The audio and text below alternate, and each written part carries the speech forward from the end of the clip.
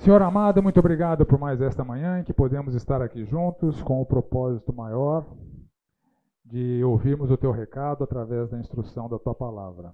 Abençoa-nos com esse tempo, dá-nos a devida compreensão das Tuas verdades e principalmente uma reflexão produtiva sobre as nossas próprias vidas, sobre o nosso caminhar contigo, em relação àquilo que o Senhor espera de nós. Que possamos ser estimulados, confrontados, exortados e ensinados a andarmos conforme o Teu plano. É a minha oração em nome do Senhor Jesus. Amém. Bom, só lembrando, que nós estamos naquele esboço sintético que eu apresentei para vocês na primeira aula. Nós estamos encerrando aqui rapidamente, a gente vai encerrar essa parte 2, que está falando da superioridade de Cristo em relação às práticas religiosas anteriores, sacerdócio, santuário, aliança e sacrifícios. Faltou um pedacinho para a gente concluir isso, para entrar na terceira parte. Então, lemos já o capítulo 10 na aula passada, fomos até o verso 7 e seguimos aqui. Então, no verso 8 e 9, ele fala da remoção do primeiro sistema e o estabelecimento do sacerdócio, sacrifício, ministério definitivo do Senhor Jesus Cristo. Ele aplica o Salmo 40, de 6 a 8, ao Senhor Jesus Cristo. Sacrifícios e ofertas não quiseste, abristes meus ouvidos, ou um corpo me formastes, na Septuaginta. Holocaustos e ofertas pelo pecado não requeres. Então eu disse, eis aqui estou, no rolo do livro está escrito a meu respeito. Agrada-me fazer a tua vontade, ó Deus meu, dentro do meu coração está a tua lei. Então, o autor associa esse salmo como um salmo messiânico, que faz referência ao Senhor Jesus Cristo, e ele dizendo que os sacrifícios e ofertas que eram corriqueiros, que eram contínuos, que estavam estabelecidos na antiga aliança, Deus não quis mais, mas quis o corpo de Cristo como oferta definitiva. Então Deus não se agrada dos sacrifícios e holocaustos, isso já foi visto anteriormente, no verso 4, vai afirmar isso posteriormente, no verso 11, de maneira que ele foi removido. No verso 4 de Hebreus 10, é impossível que o sangue de touros e bodes remova pecados. Isso fala claramente do aspecto transitório daquele sistema. Nunca foi eficaz.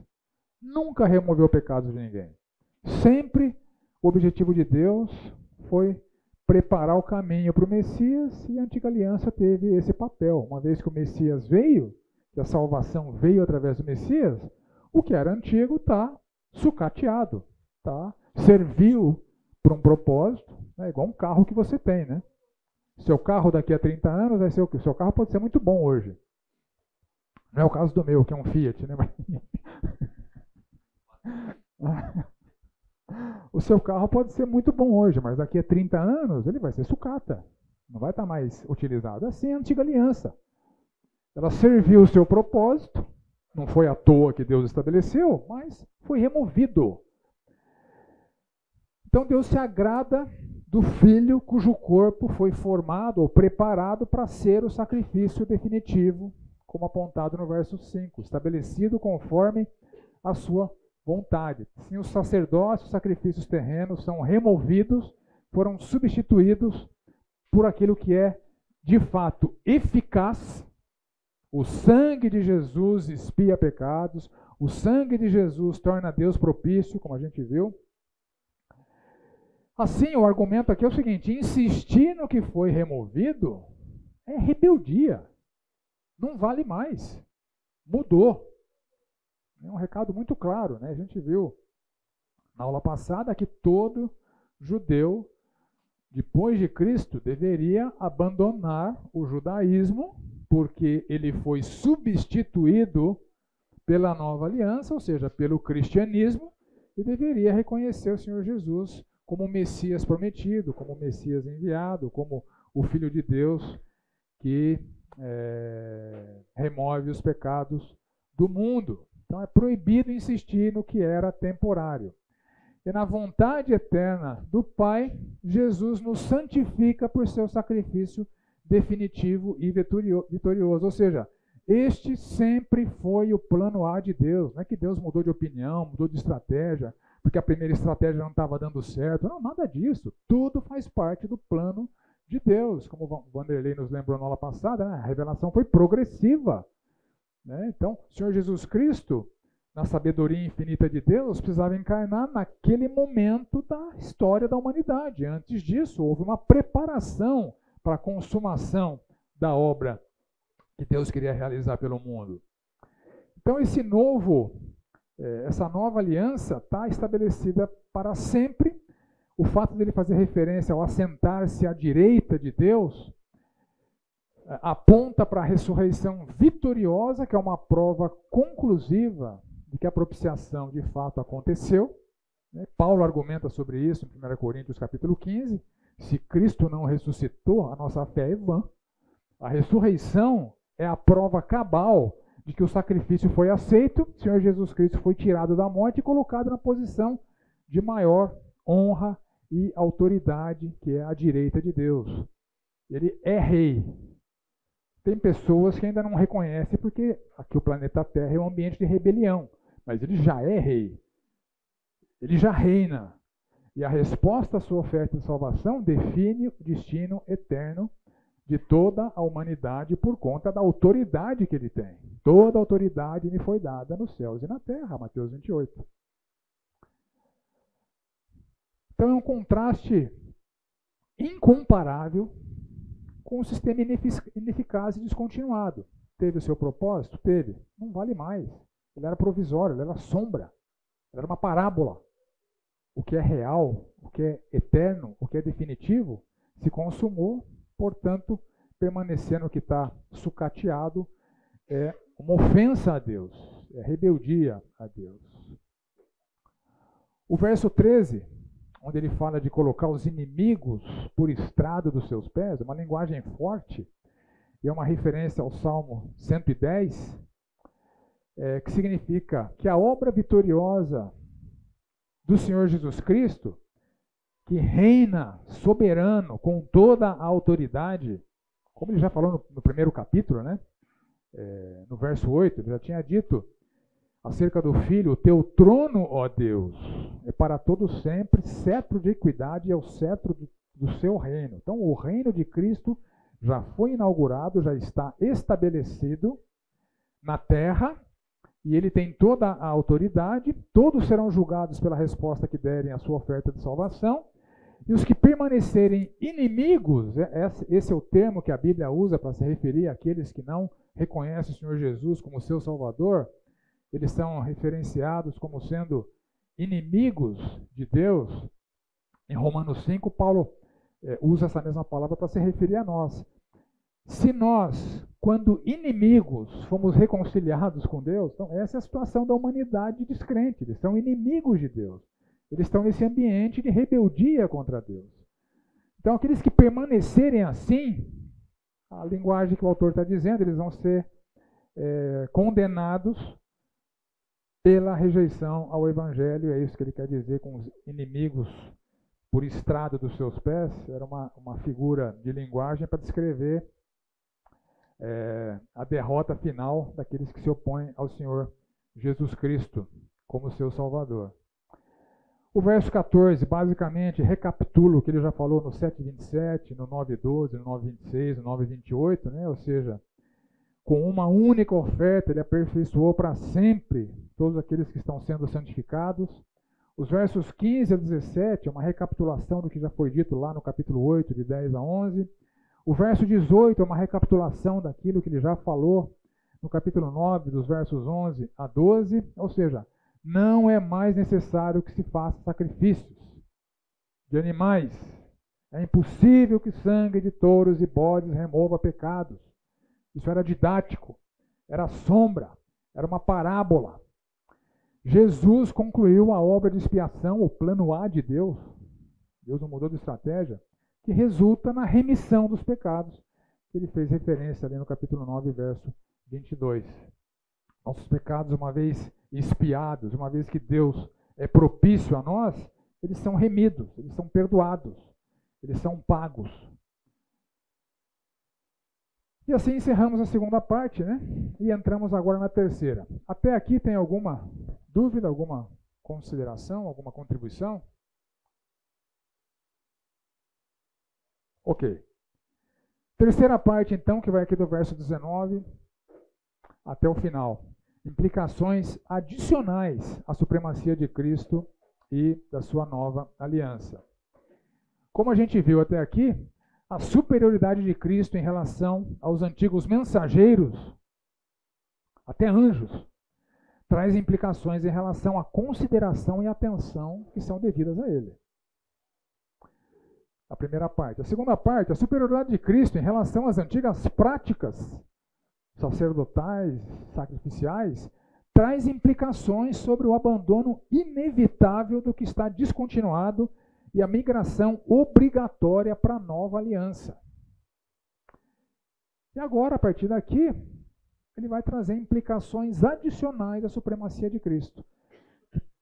A supremacia de Cristo também traz implicações adicionais em relação à vida prática, perseverança, santidade, luta contra o pecado, temor a Deus, sobre a sã doutrina, sobre a vida em comunidade, sobre relacionamento, sobre compaixão, generosidade, serviço, amor, boas obras, sujeição à liderança e etc. Então esse é o assunto daqui para frente. Então temos na parte 3 implicações adicionais à supremacia de Cristo e da sua nova aliança. E começamos aqui com a 10ª recomendação, dos versos 19 a 23. Um estímulo à manutenção de um coração sincero e purificado e também da firmeza na fé. Estímulo à manutenção de um coração sincero e purificado e a manutenção da firmeza na fé. Assim, dos versos 19 ao 23. Uma vez que o caminho para o Santo dos Santos foi aberto pelo nosso mega, super, sumo sacerdote, então nós temos acesso ao mais íntimo da presença de Deus. A figura de linguagem utilizada aqui é o seguinte, como se a gente estivesse entrando ali para dentro do véu onde estava a arca da aliança e o propiciatório e nada acontecesse com a gente. A gente pode entrar no Santo dos Santos sem morrer, né? Então aproximemo-nos, cheguem mais perto de Deus, cultivem essa proximidade de Deus com intrepidez, ou seja, com ousadia, com coragem.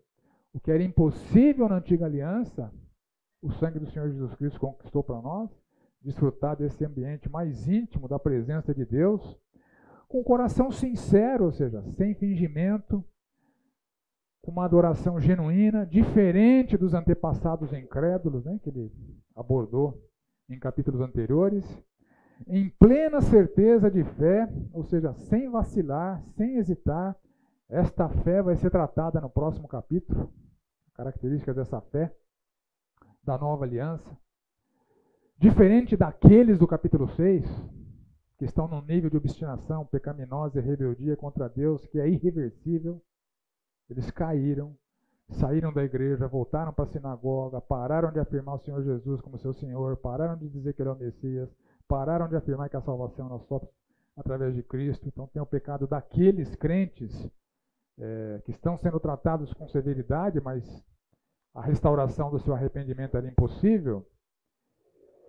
E a razão disso é justamente o coração purificado, porque nas nossas mentes suas leis estão impressas e os nossos corações assim são transformados e o corpo é lavado, ou seja, o corpo está limpo. Uma vez que há essa transformação interior, ela se materializa em vidas limpas, vidas lavadas.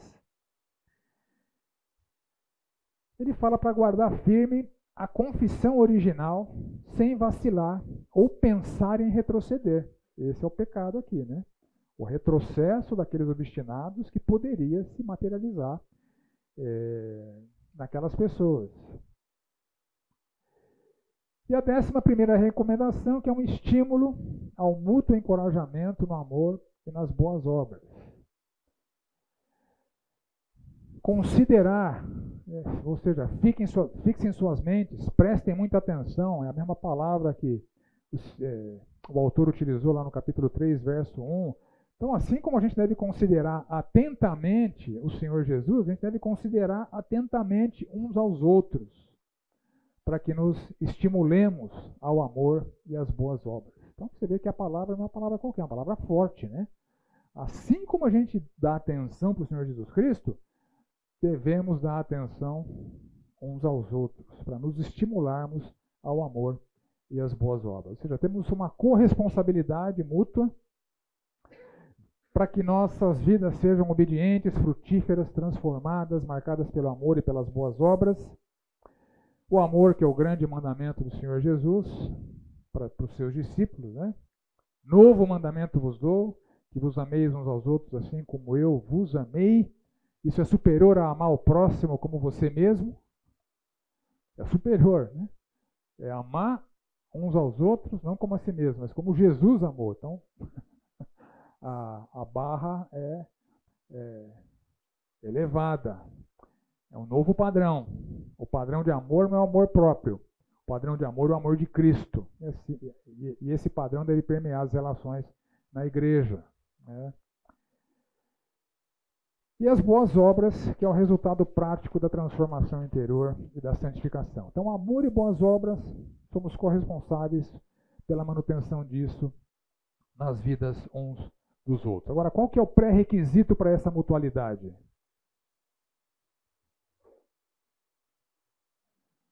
É a 12ª recomendação. Um estímulo para não negligenciar a congregação. Para a gente se estimular ao amor e às boas obras, a gente precisa estar junto. Né? Isso é elementar, né? Elementar.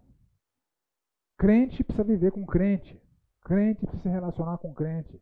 Ovelha precisa estar com ovelhas. Você passa boa parte da sua semana lá convivendo com os bodes, você vai ficar fedendo bode. A ovelha tem que ter cheiro de ovelha. Um estímulo para não negligenciar a congregação, que é um pré-requisito para a recomendação anterior. Deixar de estar periodicamente com outros irmãos é uma falha grave. Presta muita atenção nisso, hein? Deixar de estar periodicamente, sistematicamente, continuamente com outros irmãos é uma falha grave. E quem está nessa falha vai colher resultados ruins. Não estar com os irmãos inviabiliza a 11ª recomendação. Como é que a gente vai se estimular ao amor e às boas obras se a gente não convive? É impossível. E era costume de alguns. Alguns estavam negligenciando este estar com os irmãos na congregação da fé, na família da fé. Possivelmente uma referência a alguns daqueles que estavam estagnados espiritualmente, que ele tratou ali no capítulo 5. Vocês deviam ser mestres pelo tempo decorrido, mas vocês são um bando de moleques. E na molecagem daquele grupo, possivelmente estava a negligência à congregação. Porque crente maduro não negligencia. Crente maduro não negligencia o estar com outros irmãos em Cristo. Isso é típico de crente imaturo. É típico daqueles crentes do capítulo 5. Alguns estavam negligenciando essa congregação. E seguramente uma referência direta àqueles covardes que voltaram para a sinagoga. Eles não vêm mais na igreja. Passaram do ponto de retorno por sua desobediência contumaz, rebelde. E abandonaram a igreja, abandonaram a comunhão com os irmãos e abandonaram o Senhor Jesus Cristo. Então os ausentes deveriam ser admoestados, ou seja, chamados do lado, exortados. Né? Então pega o imaturo que não está se congregando, está negligenciando estar junto com outros irmãos em Cristo, chama do lado, mostra a exortação bíblica e estimula para que ele corrija essa falha na sua vida. Porque o risco maior era repetir aquela covardia irreversível que foi tratada no capítulo 6 lá. Né? Esse é o terror a ser evitado aqui. Né? E ele apela para a iminência da volta de Cristo, que deve estimular a correção de toda inadequação. Paulo faz isso também quando ele escreve, por exemplo, aos Tessalonicenses, no capítulo 5, versos 4 a 6. vós, irmãos, não estáis em trevas, para que esse dia, como ladrão, vos apanhe de surpresa. Então, a referência à volta iminente do Senhor Jesus Cristo, então essa referência escatológica, deve produzir em nós um santo temor e um despertamento a corrigir o que está errado. Porque você vai ser pego, desqualificado pelo Senhor Jesus Cristo, isso vai ser ruim para você, vai ser humilhante, porque você tinha todas as condições de viver piedosamente. E não vive. Isso é uma aberração.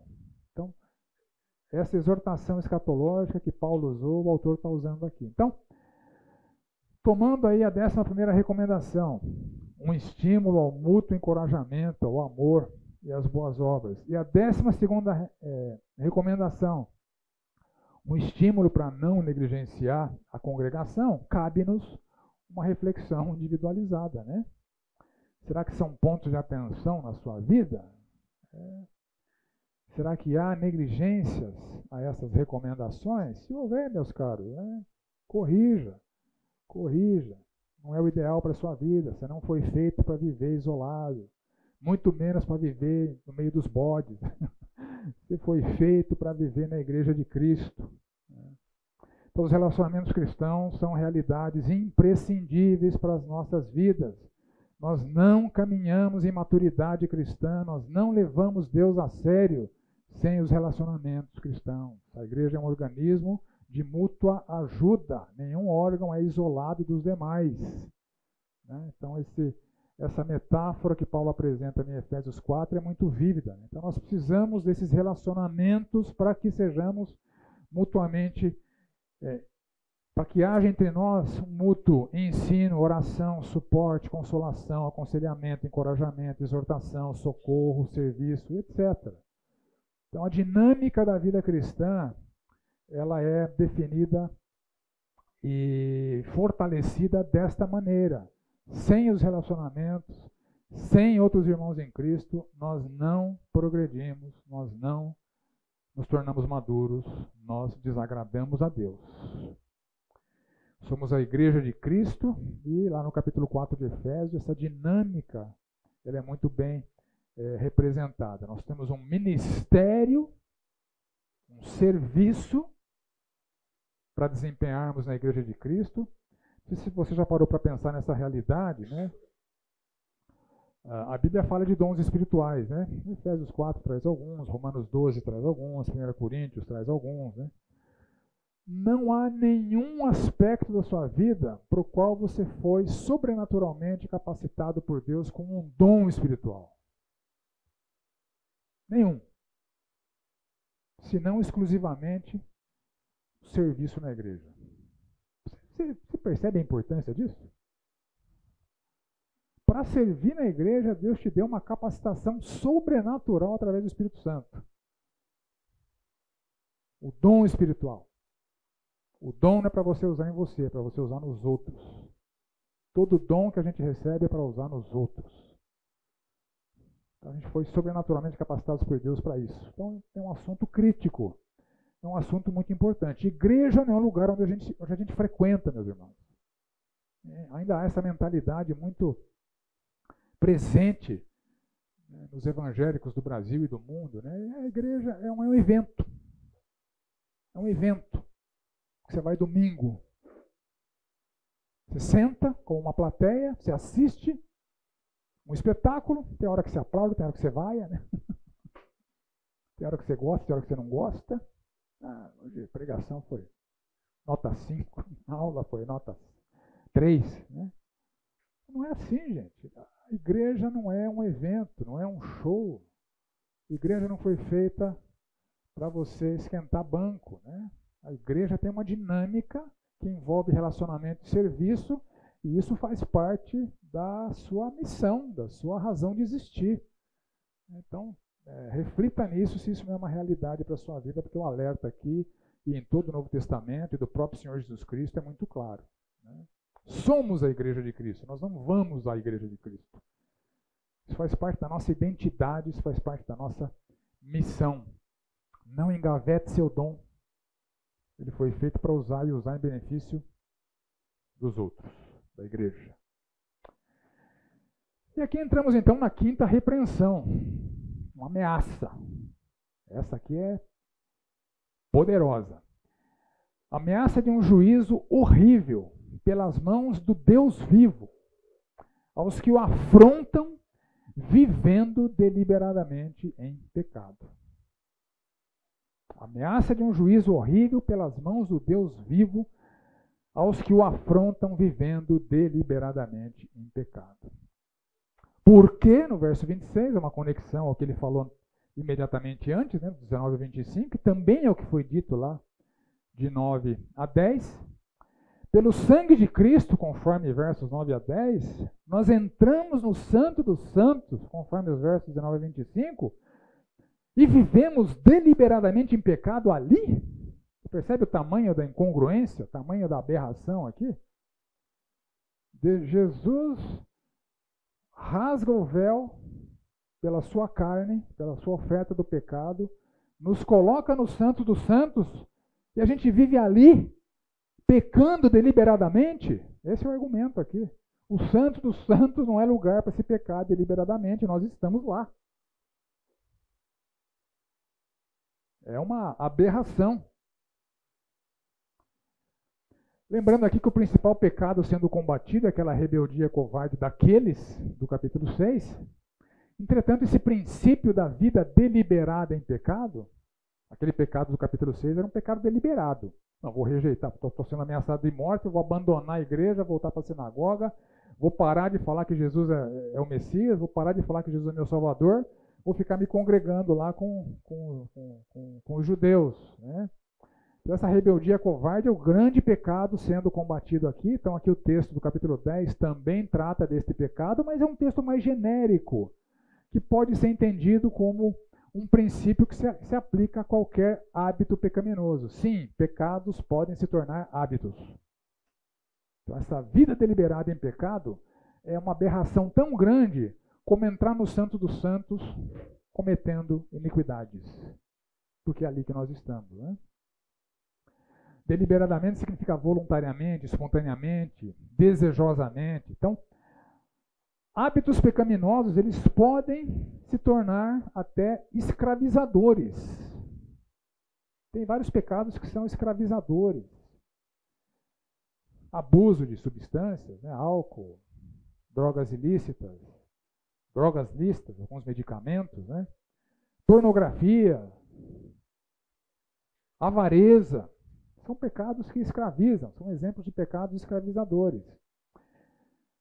Então, é uma coerência nós permitirmos que hábitos pecaminosos se estabeleçam em nossas vidas. Eu não citei aqui, né? Mas é tão grave quanto os anteriores.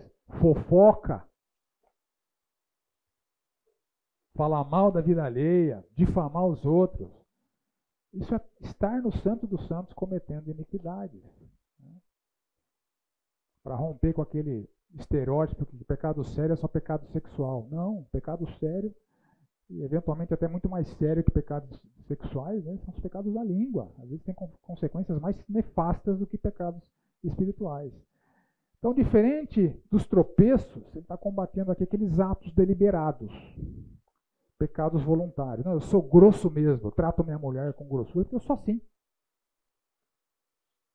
Não é meu caso, não. Eu espero que não, né? Depois vocês perguntam para Renato.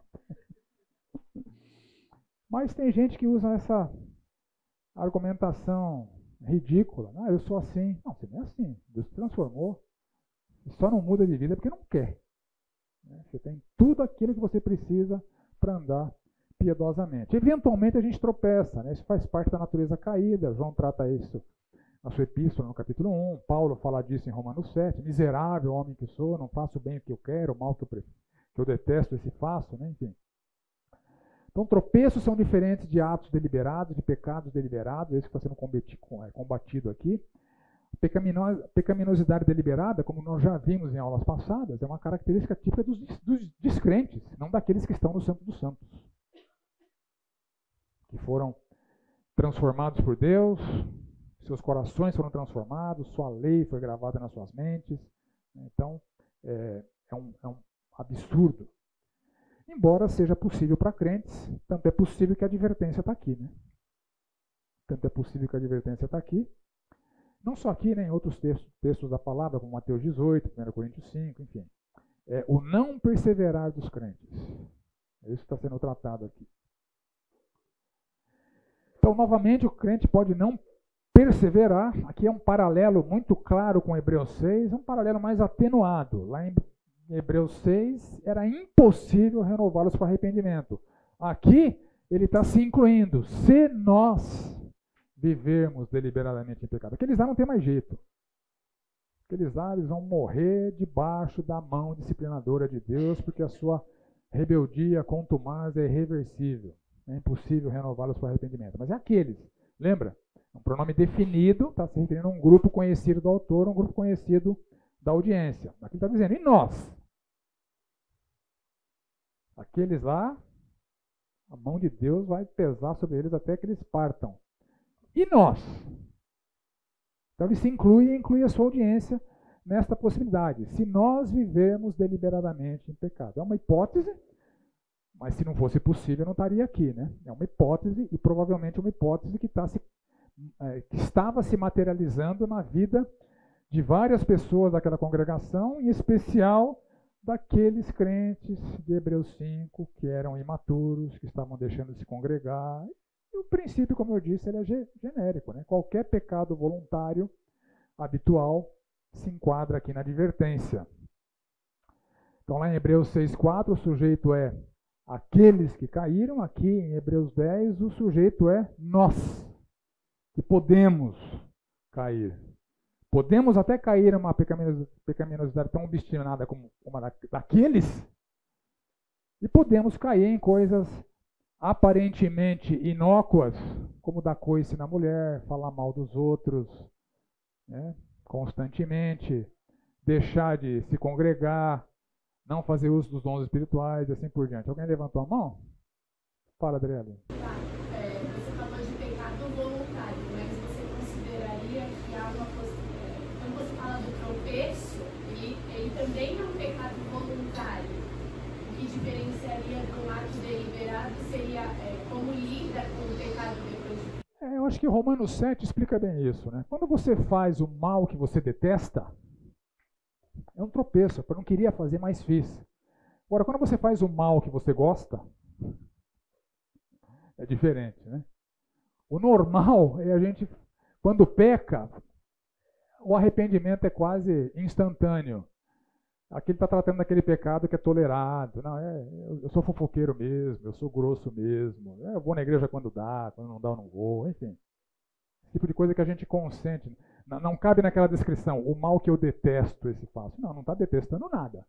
Você está fazendo o que você quer fazer deliberadamente. Acho que essa é a diferença entre o que eu estou chamando de tropeço eventual e um pecado deliberado ou contínuo. Tá? Obrigado, Adriele. Foi bom para esclarecer para todos aqui. Depois de termos recebido o pleno conhecimento da verdade, nós podemos viver, é possível, não é uma permissão, é possível que vivamos deliberadamente em pecados, apesar de termos recebido o pleno conhecimento da verdade, o que é um fato exclusivo para crentes. Somente crentes receberam pleno conhecimento da verdade. Descrentes não têm o pleno conhecimento da verdade. Descrentes não têm as leis gravadas, impressas na sua mente, no seu coração. Então, ele está descrevendo nós. Nós. Então, não se trata de pagãos, pagãos ignorantes, né? Tem um não a mais ali.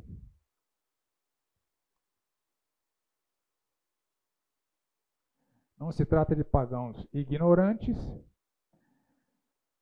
e não regenerados. Está falando de crentes. E ele anuncia para estes que no Santo dos Santos estão cometendo abominações, viver deliberadamente em pecado e depois de ter tido acesso ao Santo dos Santos, é fazer como o Antíoco Epifânio, né?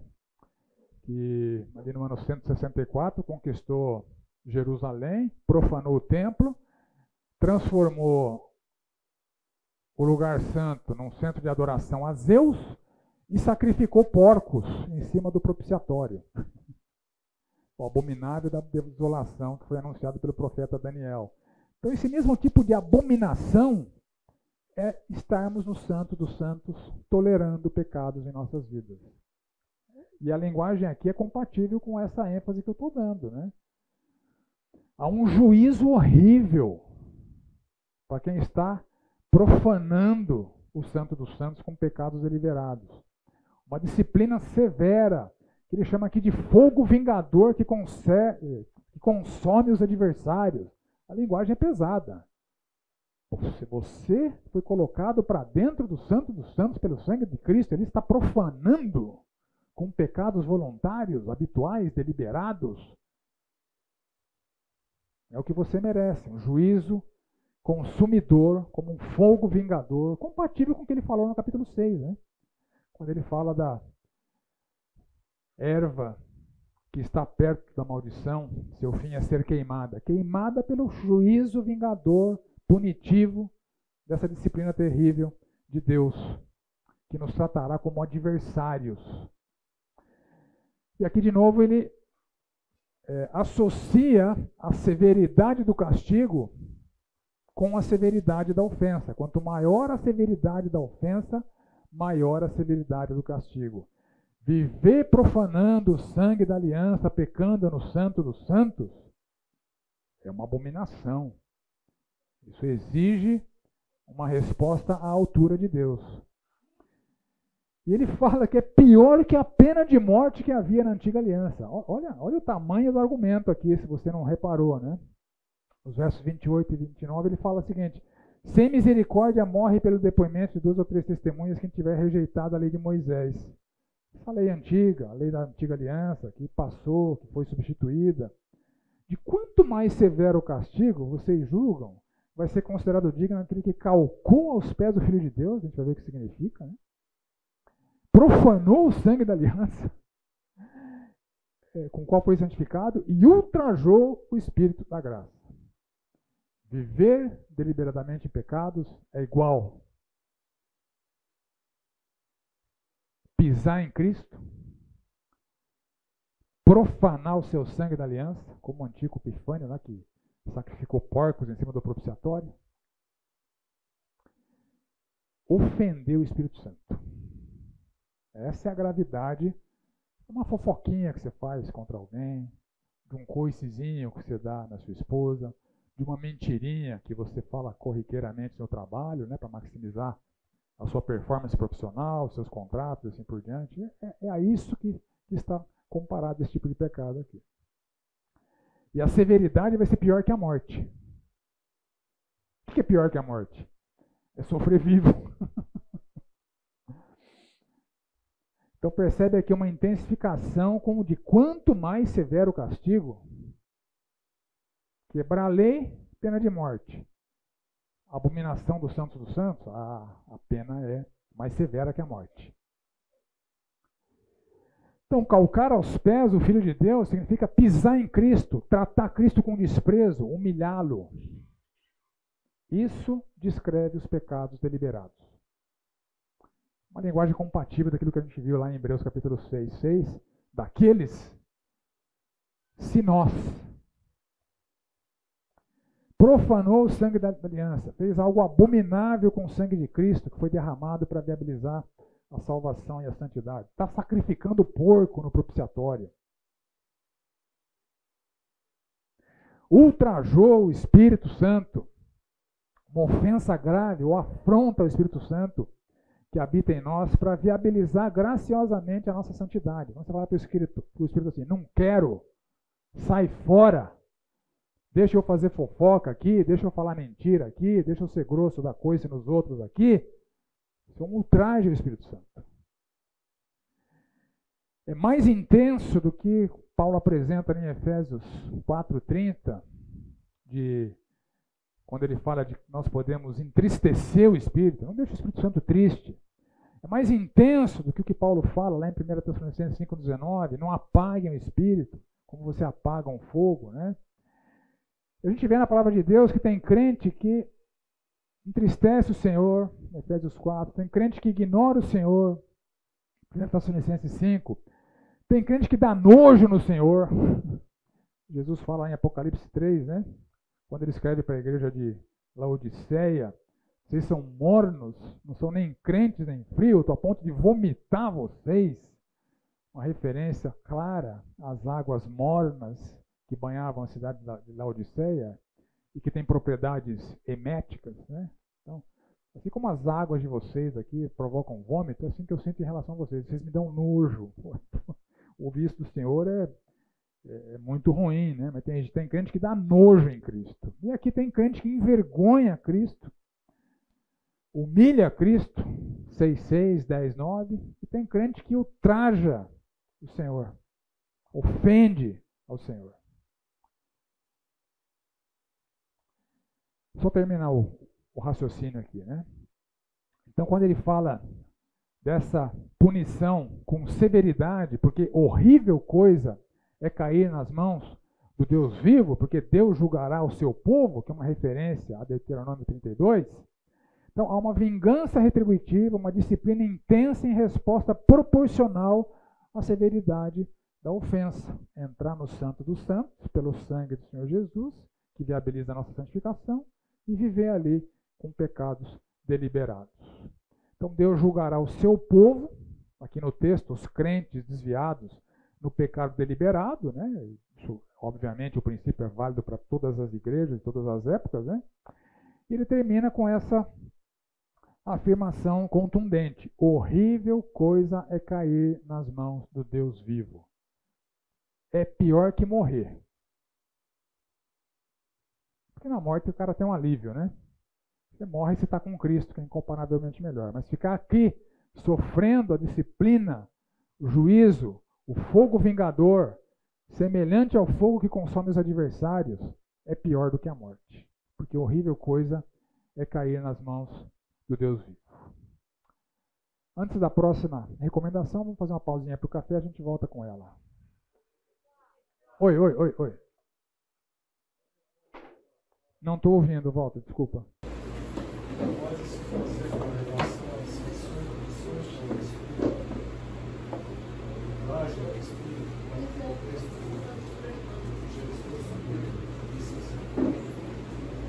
Blasfêmia contra o Espírito? Não.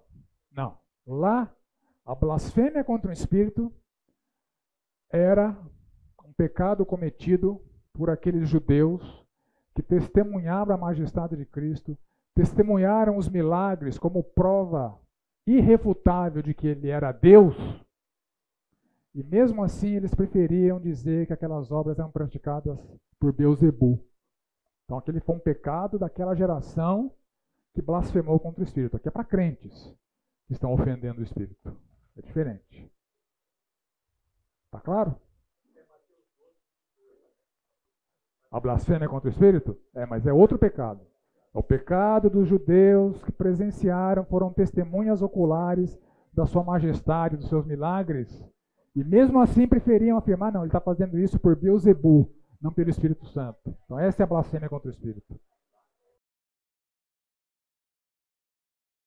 Entramos aqui a partir do verso 32, na 13ª recomendação. Um estímulo à recordação das lutas do passado para encontrar forças no presente, para que não haja retrocessos. Estímulo à recordação das lutas do passado para encontrar forças no presente, para que não haja retrocessos.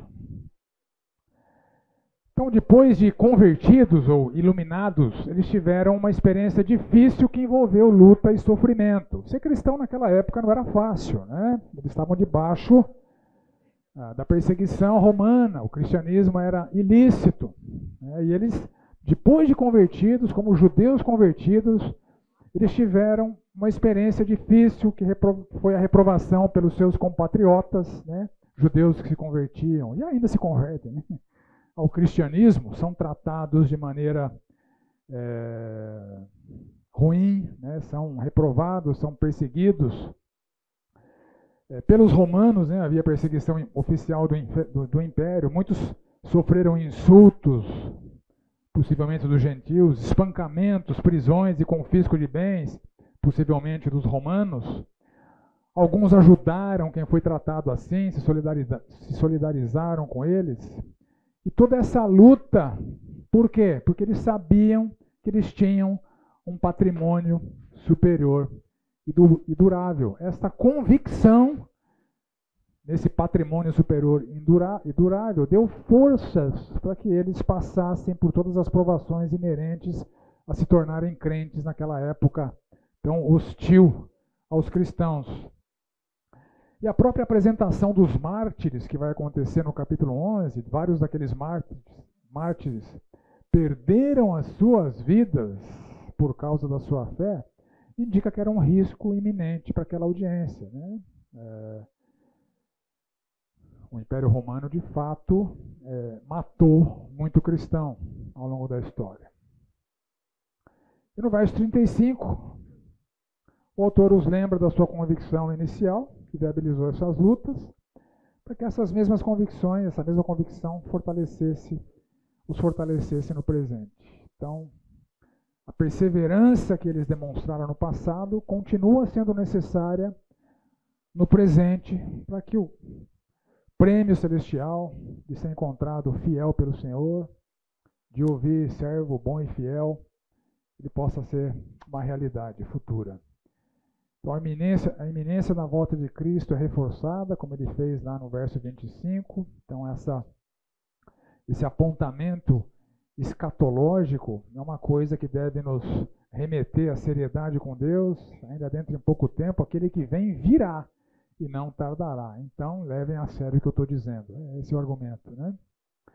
Um estímulo que nós também devemos levar em consideração para que desenvolvamos essa aversão por sermos encontrados desqualificados se o Senhor voltasse agora, porque sua volta é iminente. Aí no verso 38, ele faz uma referência a Abacuque 2,4, que também é citado na Bíblia, em Romanos 1,17 e Gálatas 3,11, né? O texto de Abacuque, no texto massorético, fala o seguinte: eis o soberbo, a sua alma não é reta nele, mas o justo viverá pela sua fé. Ele está citando aqui a Septuaginta, e a Septuaginta está no Abacuque, na Septuaginta está ligeiramente diferente do texto massorético. O meu justo viverá pela fé, e se retroceder, nele não se compraz a minha alma. Então, a citação é diferente, mas traz verdades interessantes aqui. Nele não se compraz a minha alma. Nele quem? No justo, se ele retroceder. Então, esse enfrentamento das dificuldades da vida ele precisa ser firmado numa fé perseverante, numa fé que não retrocede. O caminhar do justo em santidade é viabilizado por essa fé. Se retroceder, nele não se compraz a minha alma. Nele quem? No justo. Se o justo, que deveria viver pela fé, o justo viverá pela fé, essa é a norma, esse é o plano, e Deus dá condições para isso. Se ele retroceder, o justo, nele não se compraz a minha alma. É o justo, então, que pode fraquejar, retroceder e desagradar a Deus. É o assunto aqui, né? Está falando se nós vivermos deliberadamente em pecados. Nós, porém, não somos, ou seja, nós estamos em pé, embora haja o risco. Então, ele não está fazendo uma acusação tal como ele fez no capítulo 6. A não ser para aqueles que estavam se deixando de se congregar, que também era um pecado. Ele fala, nós que estamos firmes, precisamos permanecer assim. Esse risco de queda é muito claro em várias passagens da Bíblia. Eu citei aqui 1 Coríntios 10, 12. Aquele que pensa estar em pé, veja que não caia. Então é um cuidado que nós devemos ter, porque a queda é algo possível, né? Senão a advertência não estaria aqui. E há referência no capítulo 6, verso 6, àqueles que caíram, né? E aqui a gente encontra essa difícil afirmação: retrocedem para perdição. Quando a gente lê perdição da Bíblia, no Novo Testamento, automaticamente a chavinha no nosso cérebro aqui, para condenação eterna. Né? Não é assim? porque o tradutor escolheu essa forma de traduzir o vocábulo aqui, com o termo perdição. E como a gente fez no capítulo 6, que foi pegar os vocábulos e examinar a sua utilização pelo próprio autor em outros textos da epístola, para a gente alcançar o entendimento correto do que significava ali no capítulo 6, aqui a gente não tem esse privilégio, porque essa palavra em hebreu só aparece aqui. Então a gente não tem o autor usando a mesma palavra em outra circunstância para a gente inferir a partir dali qual seria o seu significado na mente do autor. A palavra que foi traduzida aqui por perdição, no dicionário bíblico, ela significa o seguinte: ato de destruir, destruição total, deterioração, ruína, destruição. E ela se relaciona com um verbo, perder, que seria traduzido por perder, que significa destruir, sair inteiramente do caminho, tornar inútil, matar, declarar que algo ou que alguém deve ser entregue à morte, condenar ou entregar alguém à miséria eterna do inferno. Então, é um significado possível do termo, mas não é o único. Isso é importante para a gente aqui.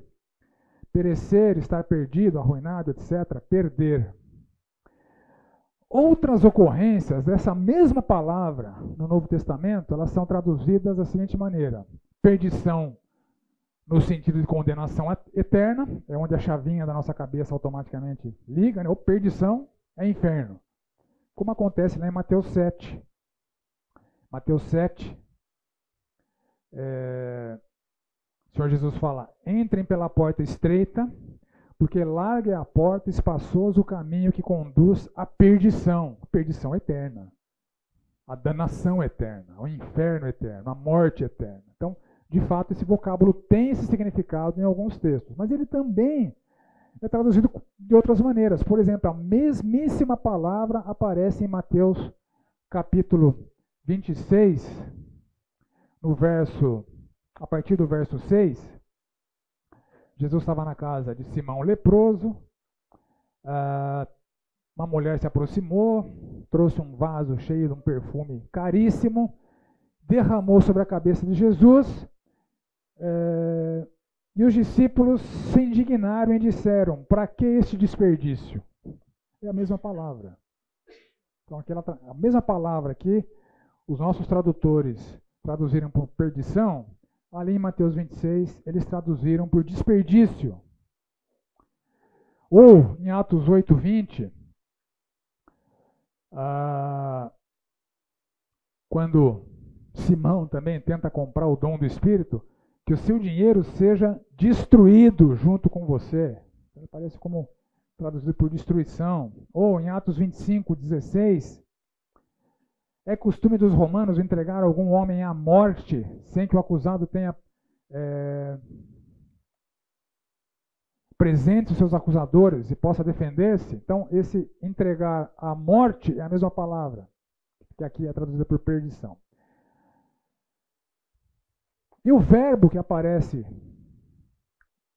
relacionado à palavra perdição, o verbo aparece traduzido por destruir, por matar, por morrer, por perecer, por estar perdido e por perder. Então, o meu alerta para vocês aqui é o seguinte: não liga a chavinha e pensa no inferno quando você se depara com essa palavra, porque ela é traduzida em outros textos de outra maneira. E o contexto aqui indica que inferno não é a melhor tradução para essa palavra. Tá? Nota que ele está defendendo uma linha de argumentação que culmina com esse versículo 39. Na Septuaginta, que o autor cita tão abundantemente, essa mesma palavra perdição aparece traduzida por despedaçado, destruído. Então a pergunta que nós precisamos responder aqui é o seguinte: diante de tantos significados do vocábulo, qual é o significado que melhor se compatibiliza com o contexto de Hebreus 10? Não é o inferno. Não é perdição no sentido de perdição eterna, porque ele está falando para crentes aqui. Tá?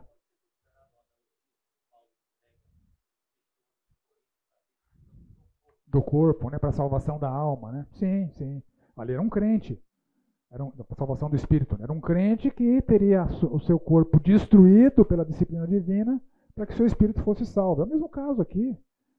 Um juízo terrível, um fogo consumidor, prestes a consumir os adversários, terrível coisa cair nas mãos do Deus vivo. Por que tudo isso?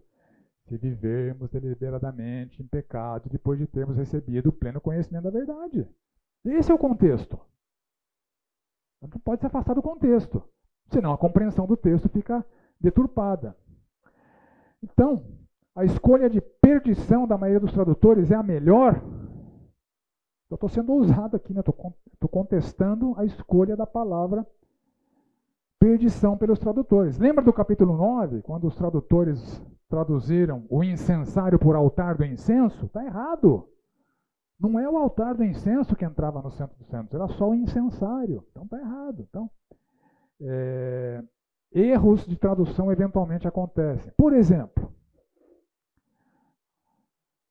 a nova versão internacional, se você tem aquele software YouVersion, ela fez uma correção em João 19, 14, que está tratando da crucificação do Senhor Jesus. Era o dia da preparação na semana da Páscoa, por volta das 6 horas da manhã, porque ali no original está hora sexta. Então o tradutor, em João 19, escolheu traduzir por 6 horas da manhã. Por quê? Porque Marcos fala que Jesus foi crucificado às 9 horas da manhã. Então Jesus não poderia estar meio-dia com Pilatos, se ele foi crucificado às 9 da manhã. Então, para corrigir e compatibilizar com Marcos, ele traduziu hora sexta por 6 horas da manhã. Só que no mesmo livro, no capítulo 4, o mesmo tradutor traduz hora sexta por meio-dia. Um dos dois está errado. É a mesma hora sexta, traduz por 6 horas da manhã para compatibilizar com Marcos e deixa lá no capítulo 4, meio-dia. Então, tradutores cometem erros, tá? Então, esse é meu argumento aqui. Considerando que o justo pode retroceder e desagradar a Deus. Quem é justo na nova aliança? Não é descrente. É quem é justificado pelo Senhor Jesus Cristo. Foi declarado justo. O retrocesso para esse termo, né, equivocado, perdição, contrasta com fé para a conservação da psique, conservação da vida. Lembra que psique é uma palavra usada quando Jesus entregou sua vida, entregou sua psique. Então, psique é sinônimo de vida também. Então, o retrocesso para a perdição não contrasta com salvação eterna, contrasta com conservação da vida. É diferente. Então, seria mais apropriado a gente traduzir por deterioração, ruína, desperdício, em contraste com a conservação da vida. Porque retrocessos podem acontecer na santidade e na sã doutrina, como nós temos visto, né? Então, considerando também que, no contexto, o autor os adverte sobre um castigo pelo retrocesso de quem entrou no Santo dos Santos pelo sangue de Jesus, crente. Tem um mega sumo sacerdote intercedendo por si, porque ele é casa de Deus, crente. Recebeu o pleno conhecimento da verdade, crente. Foi santificado para sempre pelo sangue da aliança, crente. Foi iluminado e perseguido por causa da sua fé, crente. Então o autor se inclui e inclui os seus destinatários nesse risco. Então, perdição, meus caros, não pode ser entendido como eterna perdição ou condenação ao inferno. Porque o vocábulo tem outros significados e o mais correto seria utilizar outros significados que não esse. Você pode até pensar em perdição como o cara está perdido aqui, está recebendo o juízo de Deus, a disciplina de Deus, mas não pensa no inferno, porque não está tratando disso aqui. Tá? Aqui é juízo para crentes. Assim não cabe no contexto do capítulo ou da obra. Então, uma tradução adequada seria essa. Nós, porém, não somos dos que retrocedem para a ruína da vida. Somos da fé para a preservação da vida. Melhorou, né? Aqui você não é remetido automaticamente para o inferno. Tá? Porque esse é o entendimento adequado para o contexto. Tá claro, gente? Então é um castigo mais severo que a própria morte, que a morte em si é um livramento, né? Partiu para estar com Cristo. Nas palavras de Paulo, é incomparavelmente melhor. Não, aqui ele está sinalizando para um juízo terrível, um fogo vingador em vida. Isso é pior do que a morte. Viver uma vida destruída e arruinada pelo terrível castigo de Deus. Ok? Então a gente nota um paralelo com Hebreus 6, um paralelo atenuado, né?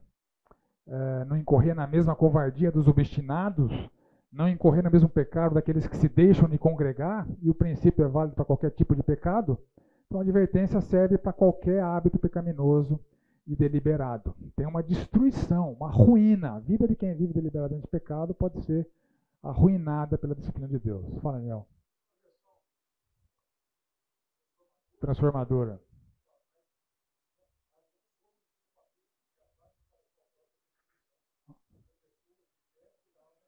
Está mais adequada. Está mais adequada. Nova versão transformadora. Mas marcou um gol de placa aqui. Nem sempre ela marca, mas ela dá umas bolas fora. Ela dá umas bolas fora. Mas aí marcou um gol de placa. Traduziu certinho. Isso mesmo. É uma destruição da própria vida. Né? Não perdição eterna no inferno. Tá? Então é esperado que haja uma vida compatível com a fé que conserva a vida e evita desgraça e sofrimento que deteriora ou que destrói a própria vida. Essa é a conclusão do argumento aqui. E esta fé que conserva a vida e livra da desgraça que destrói e deteriora a vida é a fé tratada no próximo capítulo, capítulo 11. Entramos então no capítulo 11. Ora, a fé é a certeza de coisas que se esperam e a convicção de fatos que se não veem. Pois pela fé os antigos obtiveram um bom testemunho. Pela fé entendemos que o universo foi formado pela palavra de Deus, de maneira que o visível veio existir das coisas que não aparecem. Pela fé Abel ofereceu a Deus mais excelente sacrifício do que Caim, pelo qual obteve testemunho por ser justo, tendo a aprovação de Deus quanto às suas ofertas. Por meio dela também mesmo depois de morto ainda fala. Pela fé Enoque foi trasladado para não ver a morte, não foi achado porque Deus o trasladara, pois antes da sua trasladação obteve testemunho de haver agradado a Deus. De fato, sem fé é impossível agradar a Deus, porque é necessário que aquele que se aproxima de Deus creia que ele existe e que se torna galardoador dos que o buscam. Pela fé Noé, divinamente instruído acerca de acontecimentos que ainda não se viam e sendo temente a Deus, aparelhou uma arca para a salvação da sua casa, pela qual condenou o mundo e se tornou herdeiro da justiça que vem pela fé. Pela fé Abraão, quando chamado, obedeceu, a fim de ir para um lugar que devia receber por herança, e partiu sem saber aonde ia. Pela fé peregrinou na terra da promessa, como em terra alheia, habitando em tendas com Isaque e Jacó, herdeiros com ele da mesma promessa. Porque aguardava a cidade que tem fundamentos, da qual Deus é o arquiteto e edificador. Pela fé também, a própria Sara recebeu poder para ser mãe, não obstante o avanço da sua idade, pois teve por fiel aquele que lhe havia feito a promessa. Por isso também de aliás, já amortecido, saiu uma posteridade tão numerosa quanto as areias, quanto as estrelas do céu, e inumerável como a areia que está na praia do mar. Todos estes morreram na fé sem ter obtido as promessas, vendo-as, porém, de longe, e saudando-as e confessando que eram estrangeiros e peregrinos sobre a terra. Porque os que falam deste modo manifestam estar procurando uma pátria. E se, na verdade, se lembrassem daquela de onde saíram, teriam oportunidade de voltar. Mas agora aspiram a uma pátria superior, isto é, celestial. Por isso Deus não se envergonha deles, de ser chamado seu Deus, porquanto lhes preparou uma cidade. Pela fé, Abraão, quando posto à prova, ofereceu Isaque. Estava mesmo para sacrificar o seu unigênito, aquele que acolheu alegremente as promessas. A quem se tinha dito, em Isaque será chamada a sua descendência, porque considerou que Deus era poderoso até para ressuscitá-lo dentre os mortos, de onde também figuramente o recobrou. Pela fé, igualmente, Isaque abençoou a Jacó e a Esaú, acerca de coisas que ainda estavam para vir. Pela fé, Jacó, quando estava para morrer, abençoou cada um dos filhos de José, e, apoiado sobre a extremidade do seu bordão, adorou. Pela fé, José, próximo do seu fim, fez menção do êxodo dos filhos de Israel, bem como deu ordens quanto a seus próprios ossos. Pela fé, Moisés, apenas nascido, foi ocultado por seus pais durante 3 meses, porque viram que a criança era formosa. Também não ficaram amedrontados pelo decreto do rei.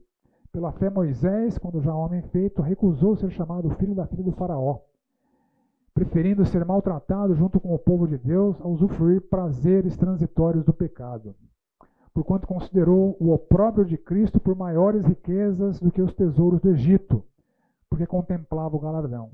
Pela fé ele abandonou o Egito, não ficando amedrontado com a cólera do rei. Antes permaneceu firme, como quem vê aquele que é invisível. Pela fé celebrou a Páscoa e o derramamento do sangue, para que o exterminador não tocasse nos primogênitos dos israelitas. Pela fé atravessaram o Mar Vermelho, como por terra seca. Tentando os egípcios, foram tragados de todo. Pela fé ruíram as muralhas de Jericó, depois de rodeadas por 7 dias. Pela fé Raabe, a meretriz, não foi destruída com os desobedientes, porque acolheu com paz aos espias. Que mais direi? Certamente me faltará tempo necessário para referir o que há a respeito de Gideão, Baraque, Sansão, de Jefté, Davi, de Samuel e dos profetas, os quais, por meio da fé, subjugaram reinos, praticaram a justiça, obtiveram promessas, fecharam a boca dos leões, extinguiram a violência do fogo, escaparam ao fio da espada, da fraqueza tiraram força, fizeram-se poderosos em guerra, puseram em fuga exércitos de estrangeiros, mulheres receberam pela ressurreição os seus mortos. Alguns foram torturados, não aceitando o seu resgate para obterem superior ressurreição. Outros, por sua vez, passaram pela prova de escárnios e açoites, sim, até de algemas e prisões. Foram apedrejados, provados, cerrados pelo meio, mortos ao fio da espada. Andaram peregrinos, vestidos de peles de ovelhas e de cabras, necessitados, afligidos, maltratados, homens dos quais o mundo não era digno. Errantes pelos desertos, pelos montes, pelas covas, pelos antros da terra. Ora, todos estes que obtiveram bom testemunho por sua fé, não obtiveram, contudo, a concretização da promessa, por haver Deus provido coisa superior a nosso respeito, para que eles, sem nós, não fossem aperfeiçoados. Ok, questões preliminares, como eu tenho feito, né, algumas dúvidas que saltam aos olhos quando a gente lê o texto pela primeira vez ou sem um aprofundamento adequado. Primeira consideração, a fé cristã tem sido acusada de ser cega e irracional. A definição do capítulo 11, verso 1, não dificulta rebater essa acusação? Certeza de coisas que se esperam, convicção de fatos que se não veem. Como conciliar a afirmação do verso 3 com as explicações naturalistas sobre a origem do universo e da vida, dadas por cientistas de renome, que afirmam que o sobrenatural não é mais necessário para explicar, que a ciência do passado não conseguia? Esse é um argumento muito forte, né? Antigamente a ciência não explicava muitas coisas que eram explicadas de maneira sobrenatural. E hoje que a ciência explica tudo? Será que explica tudo? Como Abel ainda fala tendo morrido, e é razoável, Raabe, uma prostituta idólatra e mentirosa, e Sansão, um promíscuo tolo, estarem na lista dos heróis da fé? Então, algumas questões para acalorarem a nossa reflexão aqui. Bom, o capítulo começa com um ora. Ora conecta com o final do capítulo anterior, né? O justo viverá pela fé, tal, né? Então, ora. Então, a fé, essa fé sobre a qual o justo deve fundamentar a sua vida, porque nós não somos os que retrocedem para a ruína da vida, mas somos a fé para a preservação da vida. E aqui eu trouxe algumas traduções, trouxe até a NVT do Aniel aqui, e pintei alguns termos chaves com várias cores. E eu já vou explicar por que eu fiz isso. Então, na revista atualizada, a fé é a certeza de coisas que se esperam, convicção de fatos que se não veem. Na corrigida, fé é o firme fundamento das coisas que se esperam e a prova das coisas que se não veem. Nova versão internacional. A fé é a certeza daquilo que esperamos e a prova das coisas que não vemos. E a nova versão transformadora, a fé mostra a realidade daquilo que esperamos. Ela nos dá a convicção de coisas que não vemos. Então, os vocábulos foram traduzidos por diferentes palavras que fazem parte da definição de cada vocábulo e que eu pintei com cores distintas aqui para a gente tentar entender adequadamente o que está sendo dito aqui nesse versículo. Então, tem coisas em vermelha, tem coisas em azul, tem coisas em verde e tem coisas em laranja. Então, na definição bíblica de fé, nós vemos dois aspectos principais sendo utilizados para descrever a fé bíblica. O aspecto da consumação futura, ou escatológica, que foi traduzida por coisas que se esperam, ou coisas que esperamos, e o aspecto da invisibilidade, ou seja, daquilo que é sobrenatural, é metafísico, é espiritual, coisas que não se veem, coisas que nós não vemos. Então, os dois aspectos principais do conceito de fé são esses. Nós cremos em coisas que vão se consumar futuramente e nós cremos em fatos que já são realidades hoje. Então, esses dois aspectos principais estão sendo tratados aqui na definição de fé. E cada um desses dois aspectos principais tem dois componentes. O que está em azul nas frases lá, né? Que eu estou chamando aqui do conteúdo, ou seja, no que acreditamos, coisas, fatos, aquilo, e a confiança, ou seja, como nós acreditamos. Certeza, convicção, firme fundamento, a prova, uma realidade mostrada ou demonstrada. Tá? Então, dois aspectos, escatológico, futuro, presente, invisível, dois componentes, o que cremos e como cremos.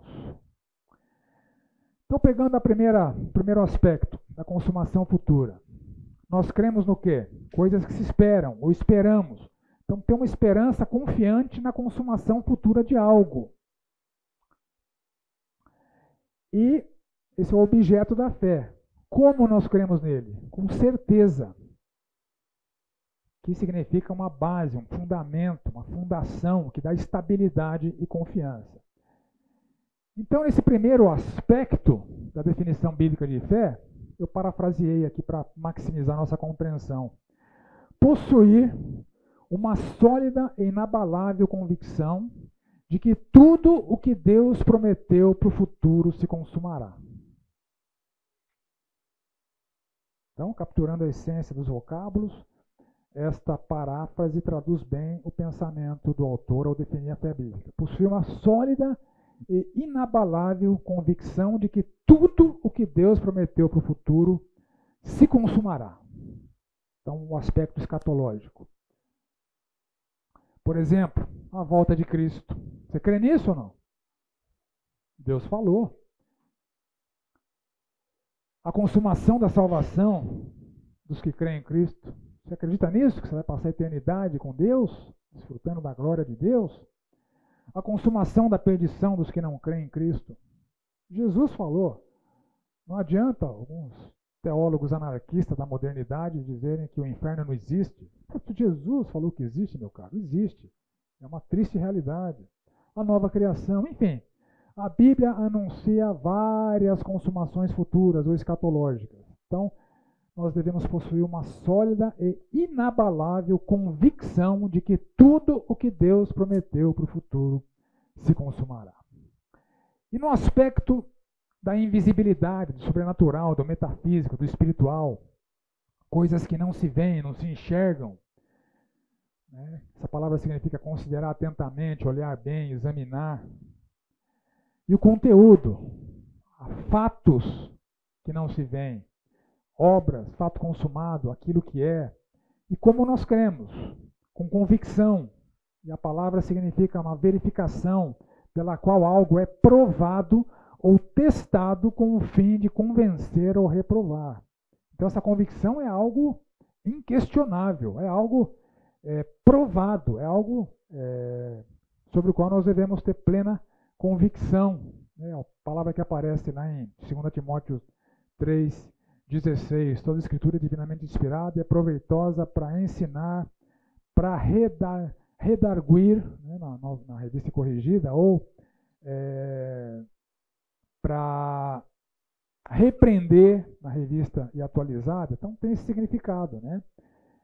Algo que é provado ou testado. Então quando alguém está fora da conduta, você usa a palavra, olha, você tem que andar assim, esse é o padrão, essa é a norma. Então, parafraseando o aspecto da invisibilidade e considerando o conteúdo do que nós devemos crer e ao modo como nós devemos crer, a minha proposta é o seguinte: possuir uma certeza absoluta, derivada de uma prova irrefutável, foi Deus que disse, não precisa de prova adicional, de que os fatos consumados revelados por Deus são reais, apesar de não poderem ser vistos ou examinados.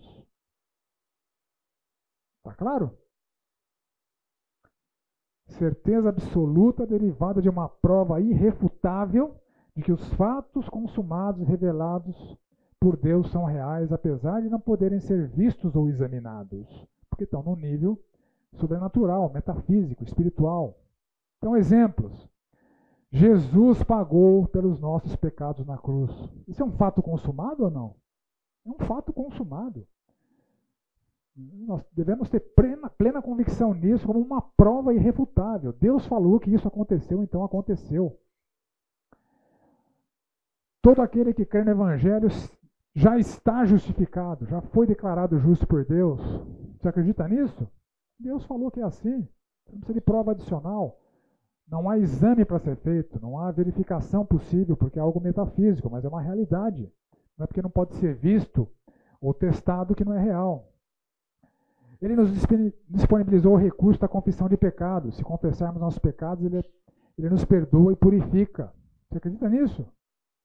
Ele falou que é assim. Então, é uma prova irrefutável, porque é provado pela palavra de Deus. Todos que cremos recebemos dons espirituais, como eu mencionei ainda há pouco. Então, são realidades invisíveis que não podem ser naturalmente examinadas, porque são metafísicas, são sobrenaturais, são espirituais, mas nós devemos ter uma certeza absoluta, derivada de uma prova irrefutável dessas realidades. Assim, parafraseando a definição bíblica de fé, possuir uma sólida e inabalável convicção de que tudo o que Deus prometeu para o futuro se consumará. E, ao mesmo tempo, possuir uma certeza absoluta derivada de uma prova irrefutável de que os fatos consumados e revelados por Deus são reais, apesar de não poderem ser vistos ou examinados. Ampliou um pouquinho a sua compreensão da definição bíblica de fé? Então é isso que o autor está dizendo aqui, isso que o Espírito Santo está ensinando para a gente aqui. A fé bíblica tem vários qualificadores, né?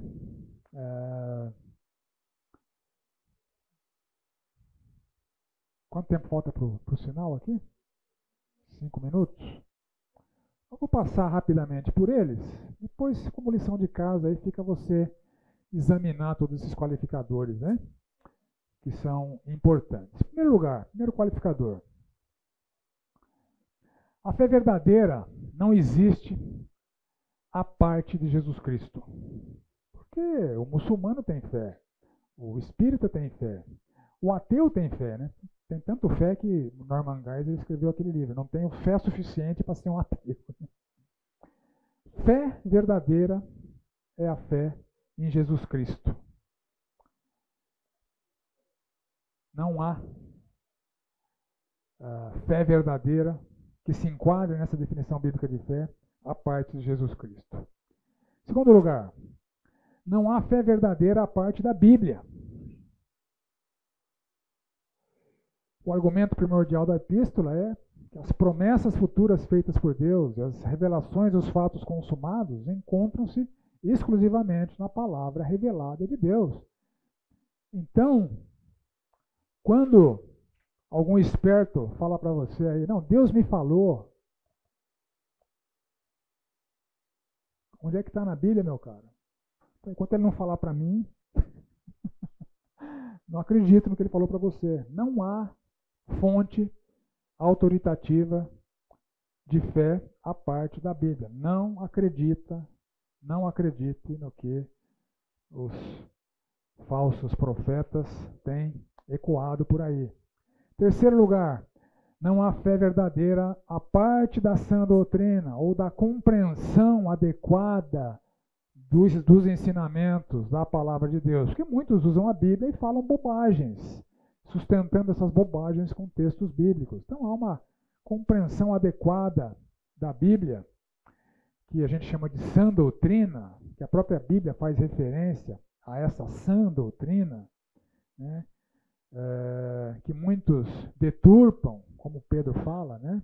Que os ignorantes e instáveis deturpam, se referindo especificamente aos escritos de Paulo, né? Pedro fala, o pescador, citando o rabino, muita gente ignorante e instável deturpa o que Paulo falou, como eles deturpam o resto das escrituras. Então há uma compreensão adequada do que a escritura está dizendo, e isso é chamado na própria escritura de sã doutrina. A fé verdadeira não é nem cega nem irracional, e isso é muito comum, né? A fé cega ignora o que está na palavra de Deus, a pessoa crê em alguma coisa que ela elaborou na cabeça dela, né? E a partir dessa cegueira, ela passa por irracional, porque ela está se baseando em alguma coisa que não está fundamentada na palavra de Deus. Aqui eu estou dando alguns exemplos, né? Depois vocês averiguem aí o que eu coloquei para sustentação dessa afirmação. Em quinto lugar, a fé verdadeira emana de Deus. Então, para que seja possível crer, Deus age em nós, não há mérito humano em ter fé, Deus é o autor da nossa fé.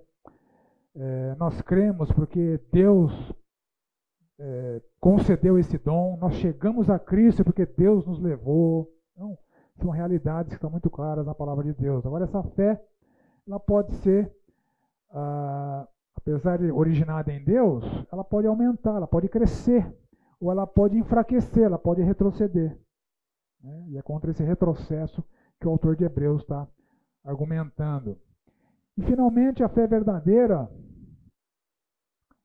embora conceitualmente escatológica e fundamentada no invisível, ela produz resultados presentes e visíveis. E é o argumento do resto do capítulo 11 que a gente vai ver a partir da aula que vem. Tá bom? Dúvidas? Contribuições?